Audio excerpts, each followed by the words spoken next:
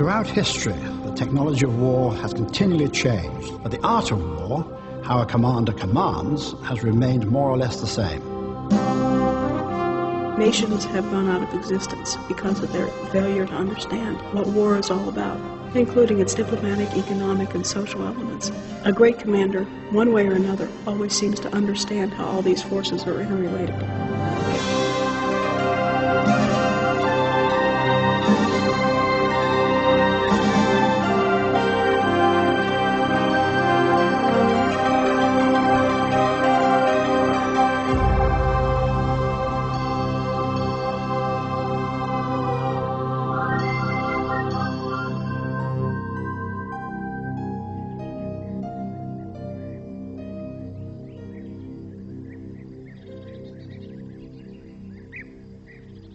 Alesia, in the heart of France. This small town was once the site of the stronghold of Alesia. It was here in the year 52 BC that Julius Caesar fought the decisive battle in his campaign to conquer Gaul. Surrounded and outnumbered by two armies, Caesar successfully achieved one of the most remarkable victories in history.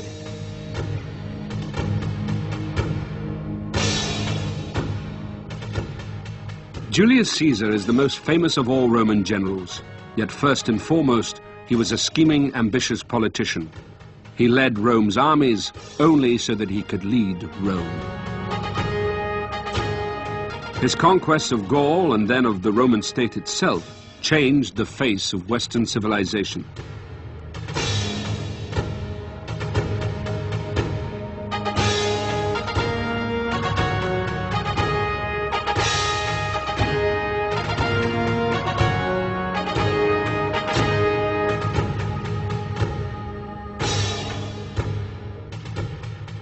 After Alexander the Great, Julius Caesar is undoubtedly the great giant as a soldier of the ancient world.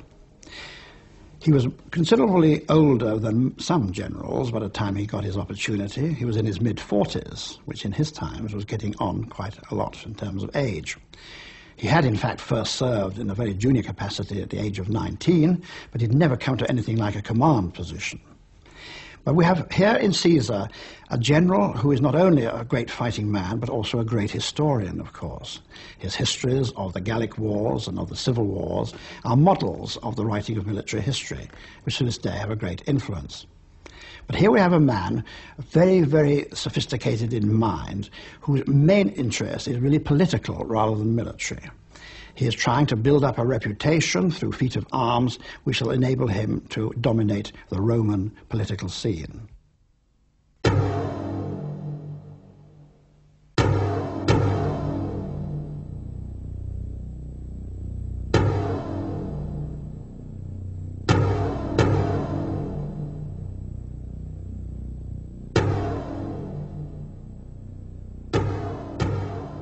Caesar was born in Rome around 100 BC to an aristocratic family that had once enjoyed great wealth and power. He was a slightly built man with soft and white skin who suffered from headaches and was subject to epileptic fits.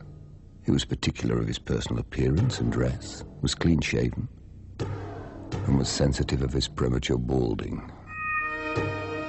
As the son of minor nobility, it was expected that he would enter the world of politics.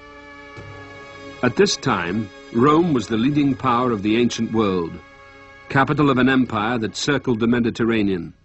It had become wealthy on the goods and slaves brought by foreign conquest. It had also become corrupt, its politicians forever conspiring to advance their careers.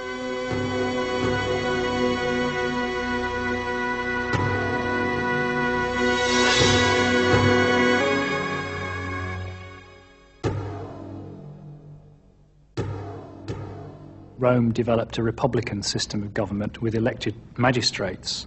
These magistrates were drawn from a fairly limited number of aristocratic families.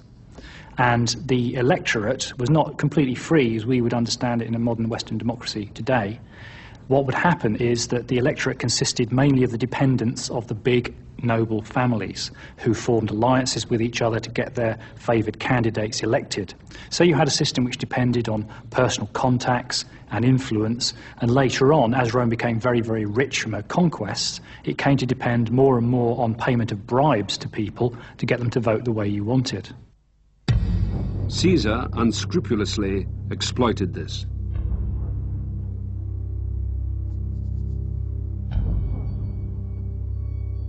A realist to his fingertips, not led astray by ideals and ideologies. He didn't mind temporarily grovelling.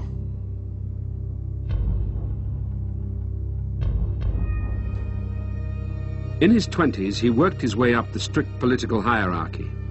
When he was 31, he was appointed as an official to Rome's Spanish colony.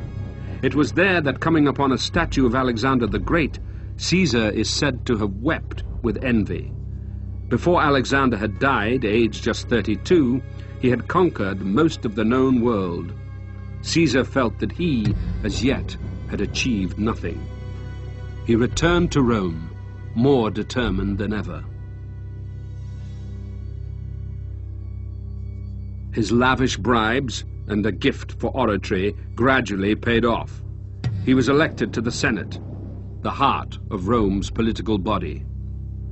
He was so profuse in his expenses that before he had any public employment, he was hugely in debt. And many thought by incurring such expenses, he changed a solid good for what would prove a short and uncertain return. But in truth, he was purchasing what was of greatest value at an inconsiderable rate. His ambitions went further than just the Senate. Through careful alliance with Crassus, Rome's wealthiest man, and Pompey, its leading general, he became, in 59 BC, aged 41, consul, one of Rome's 2 annual leaders.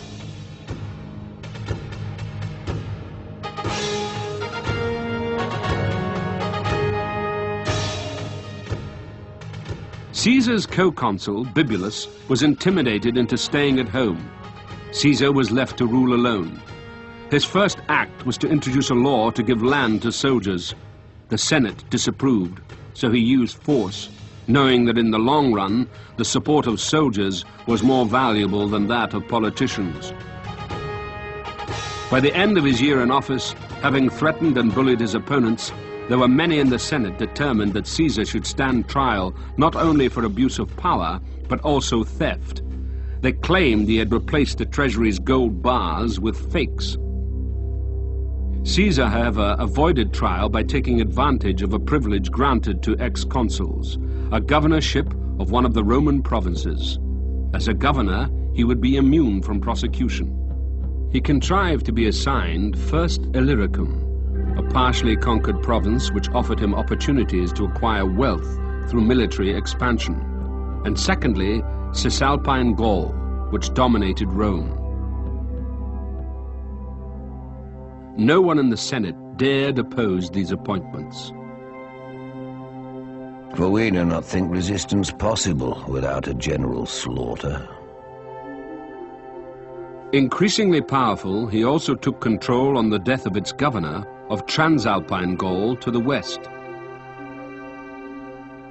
The Gauls were the most powerful and populous of a group of peoples who today we refer to as the ancient Celts, who lived not only in many parts of Western Europe and the British Isles, but also in quite a lot of Eastern Europe. These people shared much in common in their culture, in their art, and especially in their related languages. The Gauls themselves were particularly brilliant craftsmen, metalworkers, and were exceptionally good at making weapons. They also were, some of them anyway, moving towards the formation of quite powerful states, especially in central France when Julius Caesar arrived there. They were already constructing what we can only really describe as cities. They were themselves becoming literate, and they were also organising their own governments and electing magistrates in a way not very dissimilar really from the Roman Republic. Much of Gaul, which stretched across what is now France and Belgium, remained beyond Rome's control. Caesar decided to conquer it. One has to remember with Caesar that everything he did was primarily for political reason. The very reason for him wanting an army and a campaign was political. He had seen others rise to great power by having an army behind them, and this was what it was all about for Caesar. His conquest of Gaul was incidental to actually gaining power at Rome. His whole aim was to establish him as the most powerful citizen in Rome. To conquer Gaul would mean defeating 60 major tribes with a combined population of many millions. Caesar determined to do so, one by one. Before embarking on campaign, however, Caesar had to find an excuse, however tenuous, to justify launching an assault outside his provincial territories. A tribe called the Helvetii, migrating south toward his Roman-held lands, gave him that excuse. He entered Gaul and intercepted them. Once in Gaul, he had no intention of leaving. By putting his own ambition ahead of Rome's, Caesar risked being recalled from his post, but he knew that as long as he could impress Rome's populace, the Senate would not dare to act. To publicize the image of himself as a great commander, he produced a record of his campaigns. These reports, in which he refers to himself as Caesar, kept Rome informed of the general's progress and, of course, his victories. Of his battle against the Helvetii, he wrote, Caesar, first of all, had his own horse taken out of the way, and then the horses of other officers. Caesar wanted the danger to be the same for everyone, and for no one to have any hope of escape. Then Caesar spoke a few words of encouragement to the men. Hurling their javelins from above, our men easily broke up the enemy's mass formation, and having achieved this, drew their swords and charged. In the end, the wounds and the toil of battle were too much for the Helvetii, and they began to retire to a hill about a mile away.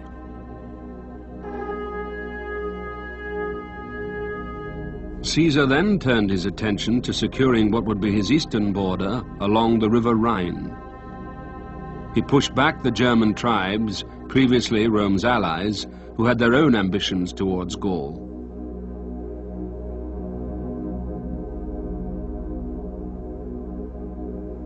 The following year, 57 BC, having dispatched subordinates to fight elsewhere in Gaul, he headed north. During the march, he was suddenly attacked by the Belgae. Had it not been for the discipline of his troops, Rome might have lost both army and governor.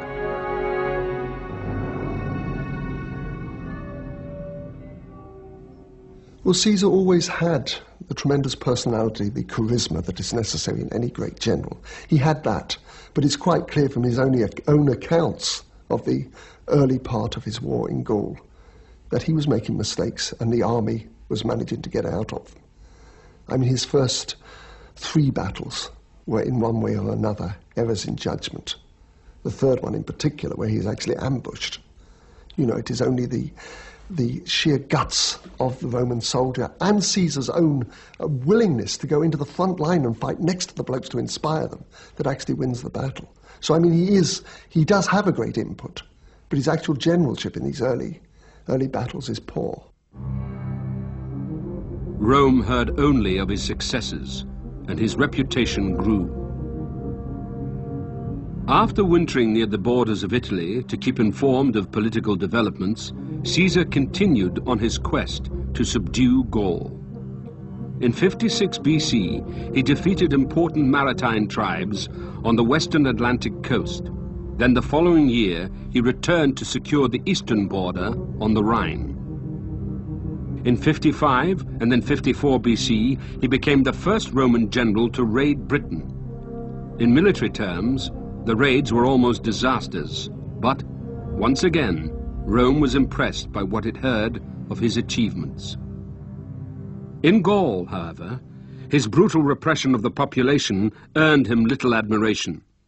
In 52 BC, he faced a new challenge. Under the leadership of a prince called Vercingetorix, an alliance of Gallic tribes decided to expel, once and for all, the Roman invaders.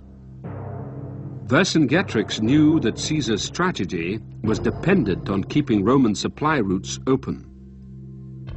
And Vercingetorix told his men, "We must strive by every means to prevent the Romans from obtaining forage and supplies.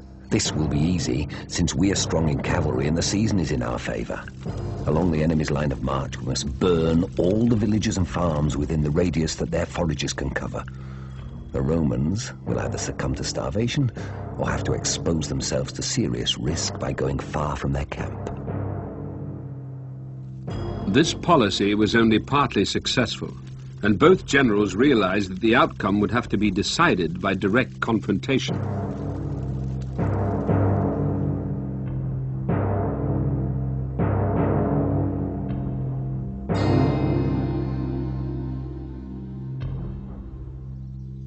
The battle that was to decide the future of Gaul was fought here, at Alesia, then known as Alesia. Caesar would be massively outnumbered, simultaneously confronting two fierce armies. Against such odds, how did he emerge victorious?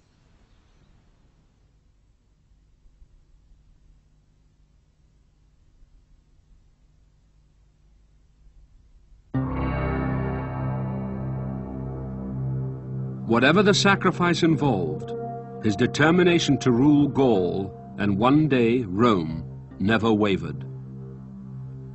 He put enormous energy into all his tasks.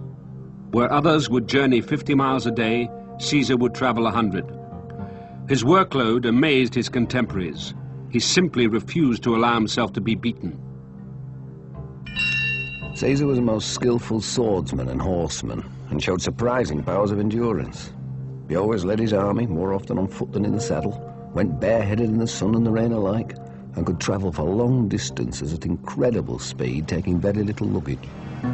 If he reached an unfordable river, he'd either swim or propel himself across on an inflated skin, and often arrived at his destination before the messengers that he'd sent ahead to announce his approach. Roman and Gallic armies fought minor engagements in preparation for the deciding battle. Caesar besieged Vercingetorix at Gergovia, but an attempt to storm the city resulted in heavy Roman losses. Then Vercingetorix and his 80,000 soldiers set up camp at the hill town of Alesia, where they felt equally safe.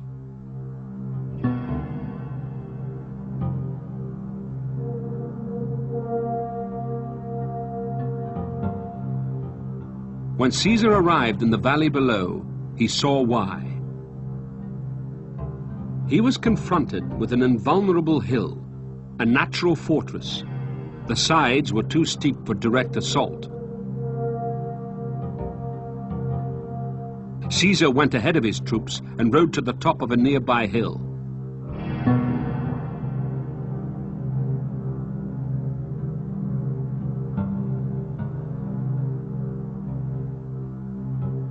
He looked at his foe, established around and behind the town opposite. He had two choices, to retreat or lay siege. But a siege would be a mammoth undertaking, involving the encirclement of the entire area. The determination to succeed made the decision for him. He was facing, before Alesia, a very complex and difficult situation. There was this massive revolt of almost all the Gallic tribes under a very gifted commander, Vercingetorix, and indeed he'd had a setback or two in his lead up to this battle. So here we have Caesar having to regain the moral dominance in the situation, which was possibly flowing perhaps in the enemy's direction at this particular time. But once again, he was going to take such bold decisions by heading for the center of the power of the Gallic revolt, the fortress of Alesia, to win all by risking all in this one great battle.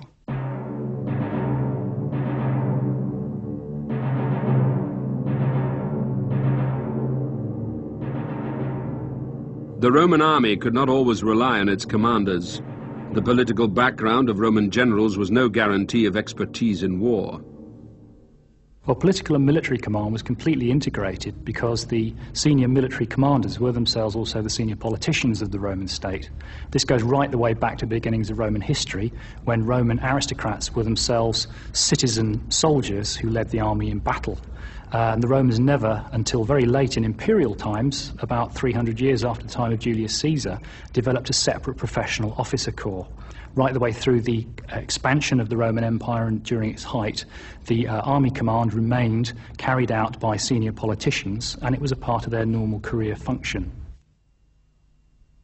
Caesar, in charge of 70,000 soldiers, had relatively little experience of command before invading Gaul. What he lacked in technical ability, he made up for with ambition and drive. Certainly in relation to the commanders of the ancient world, their great thing really is to plan the overall strategy, to get the army to the place it should be, to choose the battlefield. This is the important thing, to get there as Caesar does and Alexander does, so quickly that the enemy is unprepared for them. But from that point on, they have to delegate responsibility to people much further down the scale, because the actual fighting is done by small groups of men operating together, and the overall command is very limited. Caesar was fortunate. He could rely on an army whose drill, discipline and fighting ability, as well as its skill at fortification and engineering, were without comparison. We are now in the period of the sophisticated military machine. By that I mean, of course, the Roman legion, which is by far the most sophisticated organization for fighting wars that had been seen to date, and indeed would not be really rivaled until the times of Napoleon and his army corps system, many centuries ahead. The great advantages of the legion were its flexibility. It was a miniature army. Something like 7,000 men, the average legion is supposed to have been, but it had its own infantry, which was the basis, its own cavalry, its own artillery in the terms of that period, of course, and it had its own staff, its own direction. Now, because of its innate strength, so we say, it was able, the Roman military machine, that is to say, to make up any deficiencies in its generalship of the highest command. They were so good.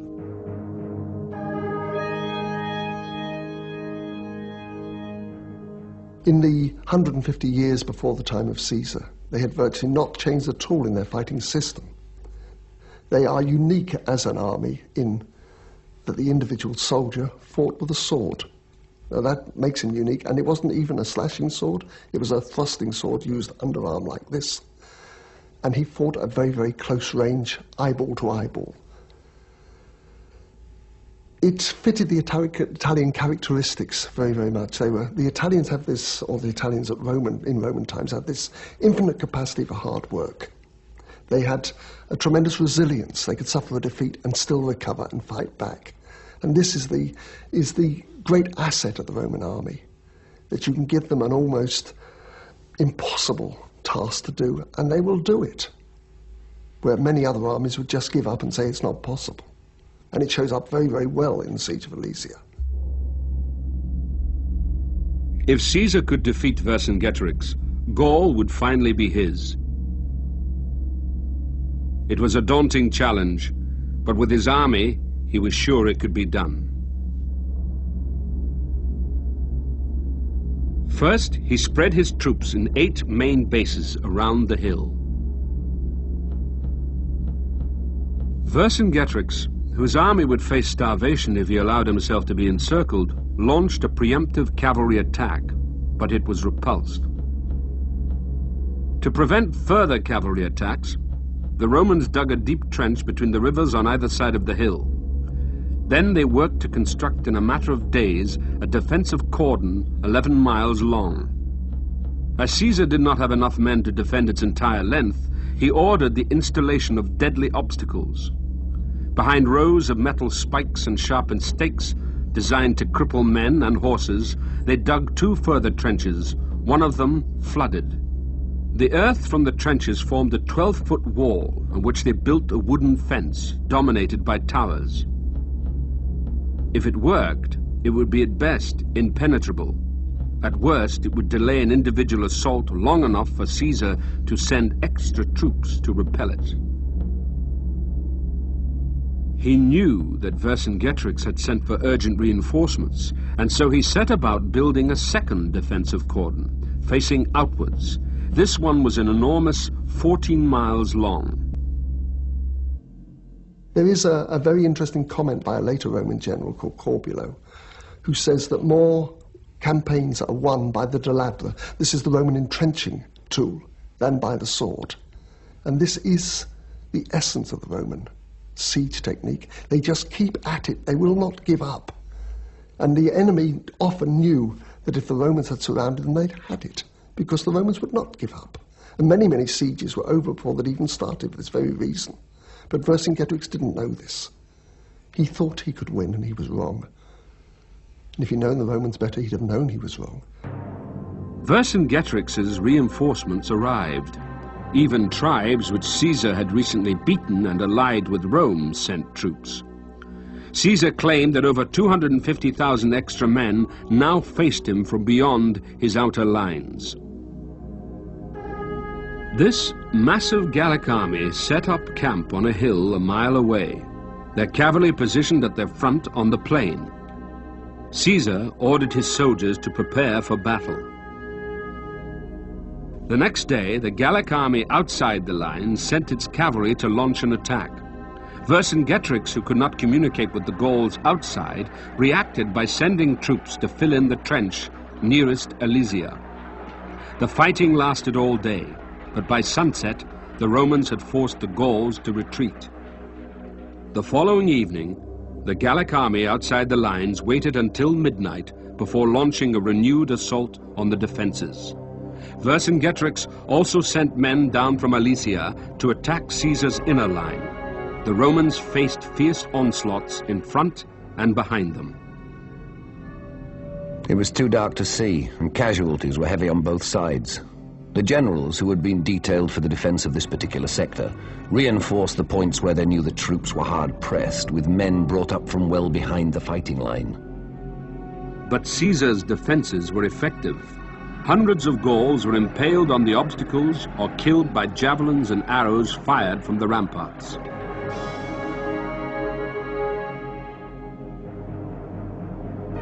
By dawn, the attack was called off.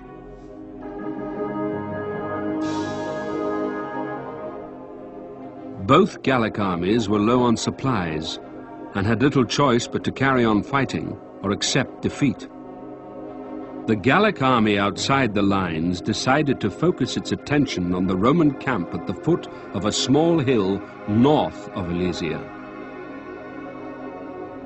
During the night, tens of thousands of troops were sent around the back of the hill, and the next morning launched a surprise assault. At the same time, some of the army attacked on the plain. Vercingetorix saw what was happening and sent his men to other points of the encirclement to divide and weaken the Roman forces. Caesar was facing an all-out assault. Defeat would mean death.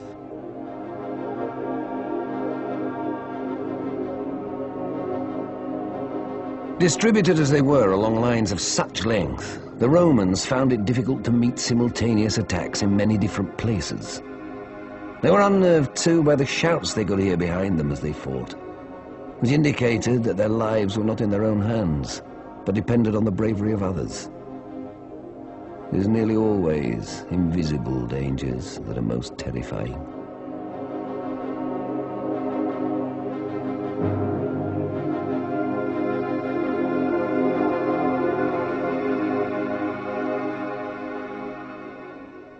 I think we see in Caesar a man who was physically very tough, who endured hardships with his soldiers, who was greatly admired by his soldiers because he set an example to them, and who, rather like the Duke of Wellington, always seemed to manage to be at the right time, at the right place in a battle.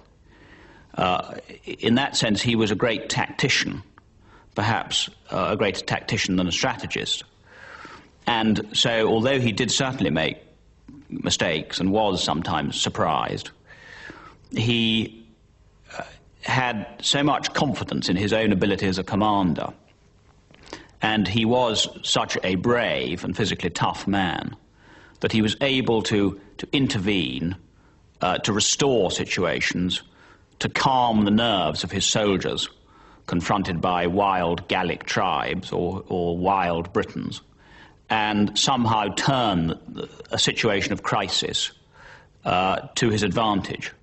Well, I think the secret of Caesar's generalship was very much his personal leadership and the close relationship he had with his soldiers, who obviously loved him personally. Although he's famed for the beautiful quality of his Latin when he's writing, I suspect that he was capable of talking bawdy with his soldiers. And also, he was someone who was prepared to rough it in the field with them. He's supposed to have eaten normal soldiers' rations and to have slept on the ground and to have forded rivers himself. So he very much led from the front, literally in some battles. He was in the front line on foot, having sent his horse away. So this was a sort of example that he set for his soldiers, which encouraged them very strongly to follow him.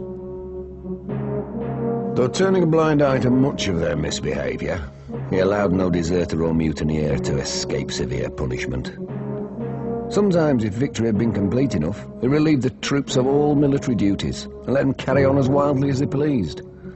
One of his boasts was, "My soldiers fight just as well when they're stinking of perfume."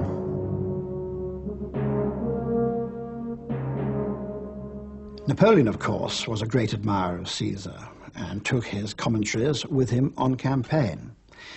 The reason for that, I'm pretty sure, is he likes the way in which Caesar takes decisions and keeps a grip on the men and his subordinate commanders. Here you have a commander who's not always right in the things he decides to do, but my word, he's certainly in control of the situation. That, I think, is the greatest single strength of Julius Caesar as a soldier. The situation was critical. Caesar found a good observation point from which he could follow the actions in every part of the field and send help where it was needed. At first, Caesar stayed at his camp, watching the proceedings and dispatching troops. Then he rushed to all parts of the line, encouraging his troops, telling them that all they had previously fought for depended on this day's battle. The Gauls had succeeded in pulling down a part of the stockade near Caesar's camp. Caesar sent relief troops, then more, and finally rushed to fight in person until the attack was successfully repulsed.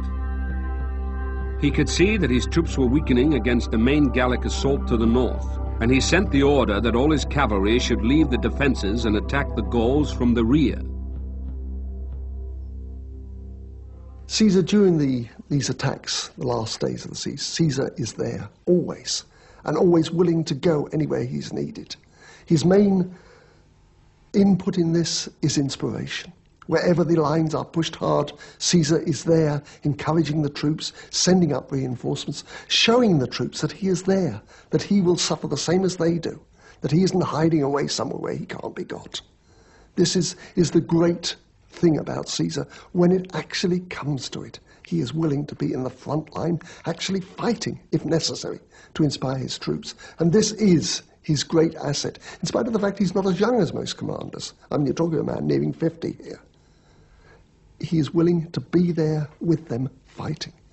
And it is this: he wears a scarlet cloak so that people can see when he's around, so that he inspires them. At the last final throw of the Gauls against the defences, the Roman troops see Caesar coming. They see him riding down between the lines, his red cloak flowing in the breeze, and he tells us a great cheer goes up, and they find renewed vigour. This is the point, it's the inspiration.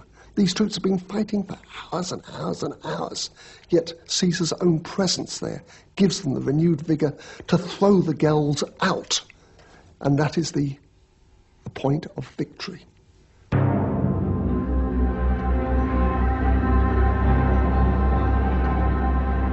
The armies fought, man to man.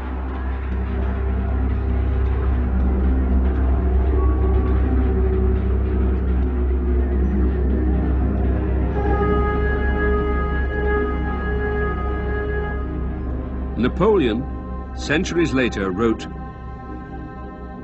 There is a moment in an engagement when the least maneuver is decisive and gives victory. It is the one drop of water which makes the cup run over.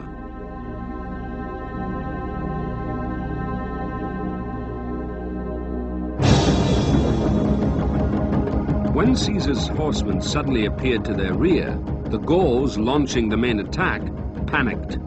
This panic turned into a retreat, and retreating armies, frightened and disorganized, are easy prey. It was the turning point of the battle. News traveled swiftly along the lines, and soon all other Gallic assaults had been called off. Only the encroaching darkness saved the lives of the fleeing Gauls. The battle was over.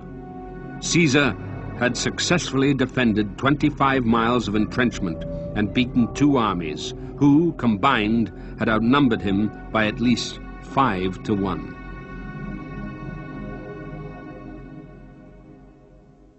Alesia is, in my opinion, Caesar's greatest achievement on the military sphere. Well, he only had 70,000 troops. He was already outnumbered in carrying out the siege. But then this huge 250,000 strong relief army of Gauls begins to make its presence felt. What does Caesar do? He does not break off the siege. He orders his men to dig a second series of entrenchments, something like 14 miles of them this time, around the other entrenchments, and puts his own army, as you might say, as the meat between the two pieces of bread in the sandwich. He's got the Gauls inside Alesia, and he's got this huge relief army beyond his own lines. Then the great battles which then develop, you find him controlling the situation with the very greatest of skill. Usually from the back, keeping an overall view on what is going on, but then intervening in person when he saw a really major crisis had emerged and needed his personal presence.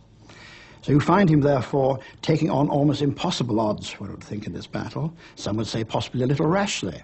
But nevertheless, by the sheer skill of his command techniques and so forth, and his idea of how this very difficult situation could be mastered, bringing off one of the great military successes of classical history.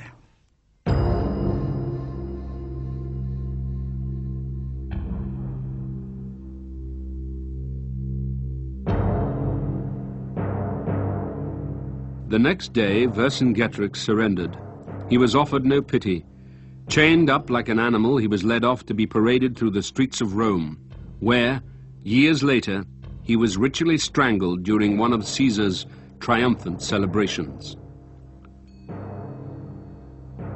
Caesar, while at times the image of a charming nobleman, could be entirely ruthless.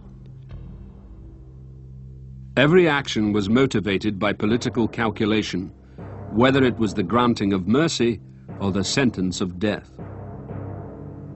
All the military and civilian prisoners taken at Alesia were distributed among the Roman soldiers and the slave traders that accompanied them. In 51 BC, the Gallic tribal chiefs were assembled and finally forced by Caesar to accept Roman rule. Gaul was conquered. But Caesar's ambition was to control Rome. He took his armies to Italy itself and engaged in civil war with his old ally, Pompey. Pompey's army was composed of old soldiers and raw recruits. Caesar and his toughened veterans were able to defeat them in a number of battles in Italy, Greece, Spain, and North Africa. In 45 BC, the Senate, now at Caesar's mercy, offered him dictatorship, a constitutional device employed in times of crisis. Caesar returned to Rome in triumph. He reveled in his victory and laid on huge celebrations, gladiatorial combats, lion hunts, a naval battle on a specially flooded campus, and, as a grand finale, 2 armies of war captives and criminals fighting each other to the death.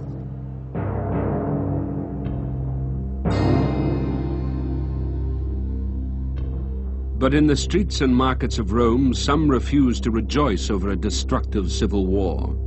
Worse discontent followed as Caesar increasingly assumed the airs of a king, renaming a month July in his honor and bringing his lover, Queen Cleopatra, from Egypt with their son Caesarion.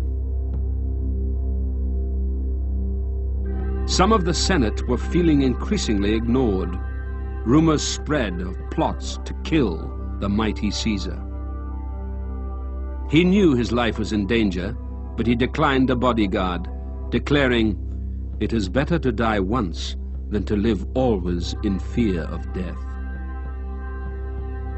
On the 15th of March, 44 BC, only days before he intended to head east with new armies, the great general who had fought on so many battlefields was stabbed to death in a small room behind a theater, killed in Rome by Romans.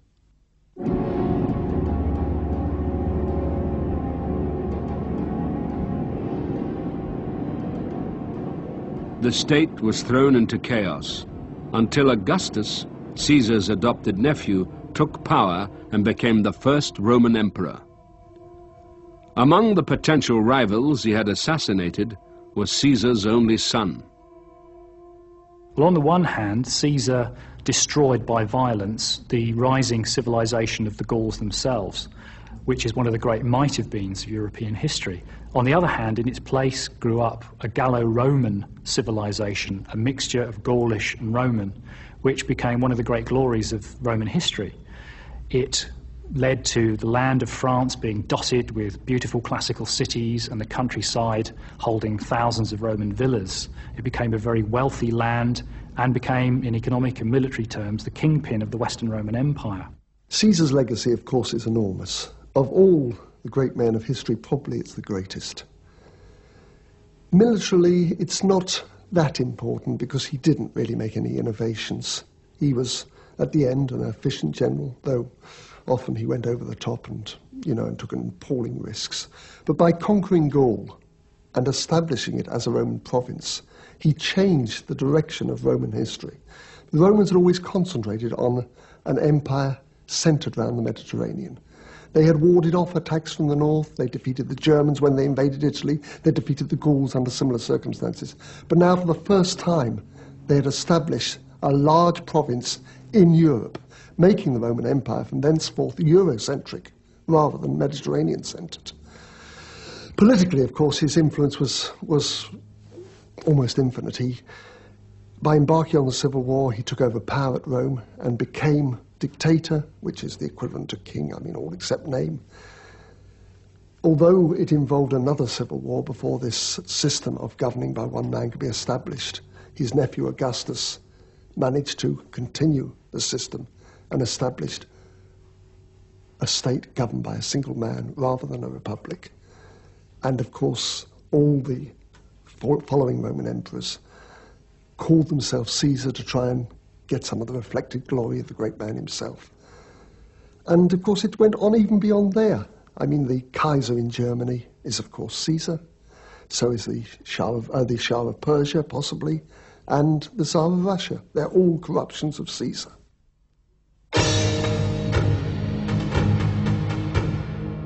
The conquest of Gaul, secured by the victory at Alesia, changed the face of Europe. For Caesar, however, it was little more than a stepping stone to the control of Rome. Caesar was, from start to finish, a manipulator governed by ambition. The ultimate weapon, war, was simply a tool. But his endurance, courage, and cunning also made this consummate politician a great commander.